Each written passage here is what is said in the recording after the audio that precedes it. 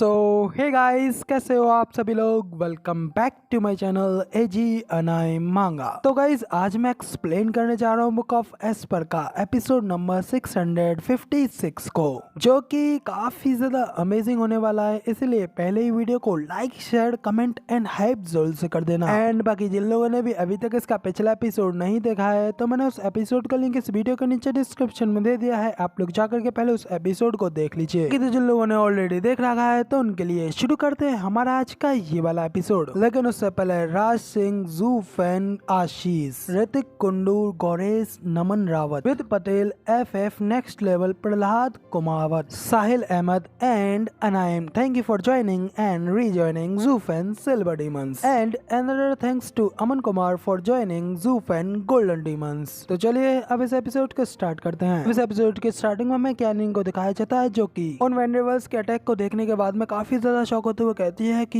ये तो heavenly 4 elemental cycle अरे है। और तभी अचानक हमें उस खतरनाक अरे फॉर्मेशन के बड़े से अटैक को दिखाया जाता है, जिसके ठीक सामने हमारा गू सेंगटोंग एकदम डट के खड़ा होता है। जबकि पीछे उस बड़े से फॉर्मेशन अटैक को देखने के बाद में कैनिंग कहती है कि ये 4 एलिमेंट साइकिल अरे अर्थ और 4 एलिमेंट्स से अपनी पावर को बोरो करती है, बिल्कुल इस दुनिया की एनर्जी की तरह, जिसकी की पावर एंडलेस है। इसलिए मुझे डर है कि एक अर्ली स्टेज का सोल हार्मनी एक्सपर्ट भी इन 4 हाई वेनरेबल्स के अरे फॉर्मेशन के अटैक को ब्लॉक नहीं कर सकता, जिसका मतलब अभी ये बच्चा एक बहुत बड़े खतरे में है। तो कैनन की ये सारी बातें सुनने के बाद में जूफन भी अपने आंखें बंद करके कुछ सोचने लगता है और अपने मन में कहता है कि यंगसेंग जी एक किलिन है और उसकी सोल और बॉडी खुद उस बीइंग किलिंग की ही है। सोल हार्मनी के एक्सपर्ट की पावर और इसकी पावर के डिफरेंस में शायद ही कुछ डिफरेंस होगा, और क्योंकि ये लिन पहले ही सोल हार्मनी की पावर्स का इस्तेमाल कर सकता है, तो फिर यंगसेंग जी तो जरूर ही कर लेगा, क्योंकि उसकी बॉडी उससे कहीं गुना ज्यादा स्ट्रॉन्गर है। इधर सेक्रेटरी जवान भी खुश होकर के जोर जोर से हंसते हुए जूफन से कहता है कि तुमने 4 एलिमेंट साइकिल अरे की पावर तो जरूर ही देखी होगी, मगर लेकिन ये इन 4 वेनेवल्स के हाथों में कहीं गुना ज्यादा डेडलियस है। इसका इस्तेमाल करते हुए हमारे वेनेवल्स ने अपने से कहीं गुना ज्यादा पावरफुल एक्सपर्ट्स को भी हरा रखा है। हेवनली साइकिल ड्रैगन अरे 4 अर्थ ड्रैगन की सोल्स का यूज करके बनाई जाती है। अब तुम सब लोगों का अंत तो बस तुम्हारे सामने खड़ा है। इधर हमें जूफन को दिखाया जाता है, जो कि गुसेंगटोंग को आवाज लगाते हुए कहता है कि यंगसेंग जी। इस पे गुसेंगटोंग भी समझ जाता है और जूफन को बताता है कि कोई प्रॉब्लम नहीं है, मेरी आंखों में तो ये अर्थ ड्रैगन सोल्स जमीन पे रेंगने वाले कीड़ों के अलावा और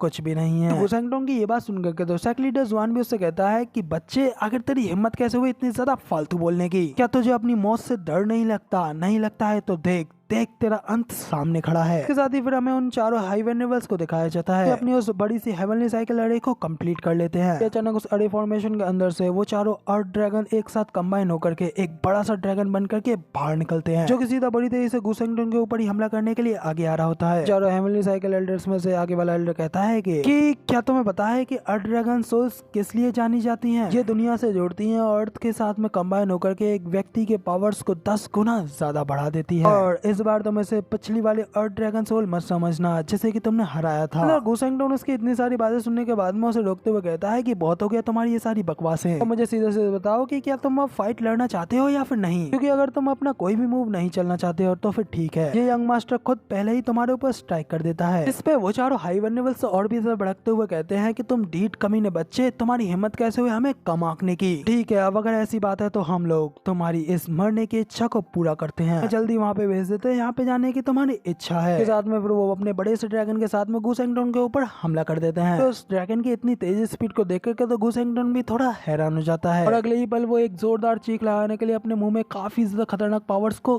कैदर करने लगता है। इसके साथ ही फिर गुसेंगटोंग अपने किलिंग की पावर्स को अनलेस करते हुए अपने मुंह से एक जोरदार चीख लगाता है, जो कि इतनी ज्यादा खतरनाक होती है कि उनके वेव प्रेशर इतना ज्यादा हैवी होता है। उन वेव से चलते ही वो ड्रैगन वहीं पे बीच में रुक जाता है, उसे आगे बढ़ने में काफी ज्यादा दिक्कत आने लगती है। देख करके तो वो हाई एल्डर भी घबरा करके शौक होते हुए कहता है कि ये तो बिल्कुल ही नामुमकिन है। क्या ये बच्चा सिर्फ दहाड़ करके ही हम चारों के अर्थ ड्रैगन से बनी हुई फॉर्म को इतनी आसानी से रोक सकता है? और फिर इसी के साथ में हमें दिखाया जाता है कि उस पावर का यूज करने की वजह से इधर गुसेंगटोंग की फॉर्म चेंज होने लगती है। उसके 2 छोटे छोटे सींग निकल आते हैं और उसकी सारी स्किन किलिंग की लाल स्किन में चेंज हो जाती है। साथ ही गुसेंगटोंग एकदम बैडस तरीके से अपने अंदर से रेड ऑरे को अनलेस करने लगता है, जो कि खतरे का साइन है, जो देख करके तो इधर जूफेन भी काफी ज्यादा शॉक हो जाता है। मगर इसी के साथ में फिर हमें दिखाया जाता है कि गुसेंगटोंग वहाँ पे नहीं रुकता और एक और जोरदार दहाड़ लगाने के लिए वहाँ पे तैयार हो जाता है। और फिर इसी के साथ में फिर जैसे ही वो अपनी उस दहाड़ को लगाता है तो उस दहाड़ में इतनी ज्यादा खतरनाक एनर्जीज अनलेस होती हैं कि उनकी वेव से चलते हैं उन चारों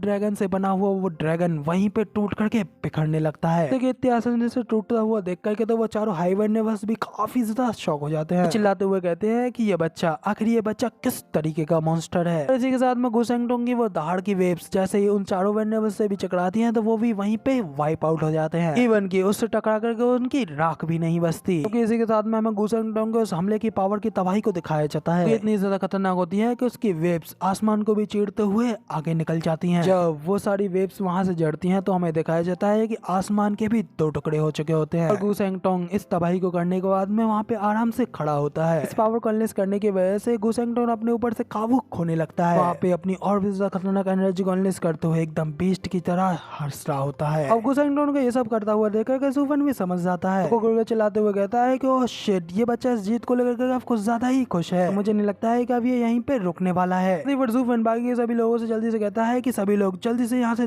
जितना हो सके उतनी ज्यादा दूर भाग जाओ। जबकि इसी के साथ में हमें गुसेंगटोंग दिखाया जाता है जो कि भयानक पावर्स को फिर से अनलेस करने लगता है और अपने दोनों हाथों को ऊपर उठा करके पंच मारने के लिए रेडी होता है। साथ ही गुसेंगटोंग अपने उन पंचेस को नीचे जमीन में दे मारता है। दिखाया जाता है कि गुसेंगटोंग के पंचेस में इतनी ज्यादा खतरनाक एनर्जी अनलेस होती है वजह से वहाँ की सारी जमीन टूटने लगती है और जमीन के अंदर से गुसेंगटोंग के वो रेड ऑरा की वेव्स फिर से अनलेस होने लगती हैं। और देखते ही देखते सारा का सारा मिस्टिकल हेवन सेक्ट उस तबाही की चपेट में आने लगता है। उस हमले में पूरा का पूरा मिस्टिकल हेवन सेक्ट डहने लगता है। वहाँ के ज्यादातर डिसाइपल्स घायल हो रहे होते हैं या फिर बुरी तरीके से मारे जा रहे होते हैं। कोई भी गुसेंगटोंग के उस भयानक पावर अनलेस का सामना नहीं कर पा रहा होता है। अभी हमें उसके उस हमले के प्रेशर को भी दिखाया जाता है। धरती के अंदर से फिर से एक खतरनाक एनर्जी आसमान की ओर जाती है और आसमान को चीर डालती है। इवन के मिस्टिकल हेवन सेक्ट के बाहर का एरिया भी टूटने लगता है और यहाँ तक कि उन एनर्जी की वेव्स की पावर ज़ूफेन और बाकी के सभी लोगों के पीछे भी जाने लगते हैं जो कि उससे बच करके दूर भाग रहे होते हैं। उस हमले की वेव को अपनी ओर आता हुआ देख करके